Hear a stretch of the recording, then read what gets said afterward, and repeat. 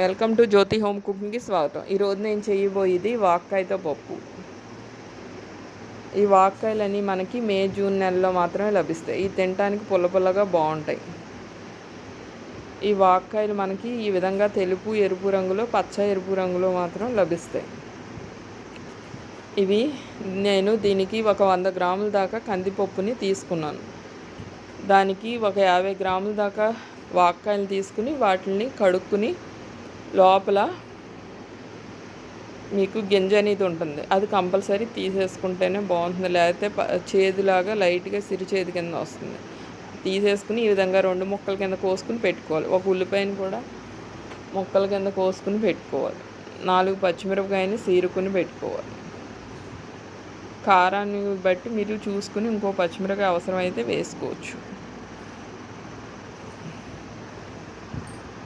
ఇప్పుడు తాలింపు కోసం నేను నెయ్యిని వాడుతున్నాను. మీరు ఈ ప్లేస్లో నూనె అయినా వాడుకోవచ్చు, లేకపోతే సగం అది సగం ఇది కూడా వేసుకోవచ్చు.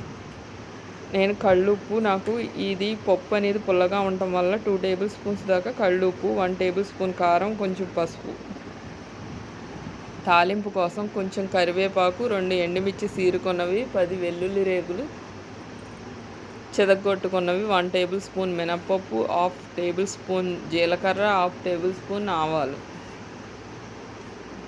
ఇప్పుడు మనం ముందుగా కందిపప్పుని తీసుకుని శుభ్రంగా కడుక్కోవాలి. నీళ్లు పోసుకుని కడుక్కున్న తర్వాత నేను వంతుకి 3 వంతుల దాకా వాటర్ పోస్తున్నాను. నాకు కొంచెం పలసగా తింటాం కాబట్టి మీరు ఇంకా కొంచెం గట్టిగా ఉండాలంటే కనుక 2 గ్లాసులు మాత్రమే పోసుకోండి వాటర్. ఇప్పుడు ఇది ఒకసారి ఈ విధంగా ఉడికిన తర్వాత ఇందులో ఈ వాక్కాయ ముక్కలు, ఉల్లిపాయ, పచ్చిమిరపకాయ కూడా వేసుకోవచ్చు. మీరు మామూలుగా కనుక పప్పు వండి పళ్ళమైతే కనుక పప్పు సగం పైనే ఉడికిపోయిన తర్వాత ఈ వాక్కాయ ముక్కలు అవి వేసుకోండి. లేకపోతే ఈ పులుపుకి మామూలుగా వండితే కనుక గమ్మున ఉడకదు పప్పు అనేది. ఇప్పుడు నేను ఒక 6 విజిల్స్ దాకా రానిచ్చుకున్నాను. ఈ విధంగా 6 విజిల్స్ వచ్చాక మూత తీసేసుకుని ఈ పప్పు అంతా ఈ విధంగా ఒకసారి కలుపుకొని ఇందులోనే నాకు 2 టేబుల్ స్పూన్స్ దాకా కళ్ళుప్పు వేసాను. మీరు మెత్తనుప్పు వేసుకుంటే కనుక సాల్ట్ కొంచెం తగ్గించి వేసుకోండి. 1 టేబుల్ స్పూన్ నుంచి 1.5 టేబుల్ స్పూన్ దాకా వేసుకోండి.